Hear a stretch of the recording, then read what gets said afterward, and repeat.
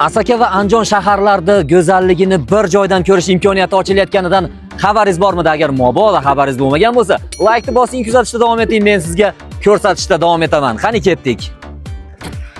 Ko'rib turganingizdek, shunday chiroyli o'tovlarda oila davrasida undan tashqari yaqin insonlaringiz bilan maza qilib ovqatlanishingiz mumkin. Xohlagan turingizdagi ovqatlarni pishirish berishadi. Undan tashqari ko'rib turganingizdek konditsionerlarni qo'yib qo'ygan, karaokega olib kelib qo'yishdi. Maza qilib karaokelarda aytib do'stlar bilan.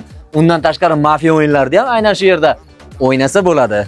Andijonda trendda bo'lib turgan kapsulalar, bu yerda bilasiz, jondan bo'lak hamma narsa bor. Sanuzel bor, yotoqxona bor, oshxonasi bor, ko'rib turganingizdek panoramalar bor.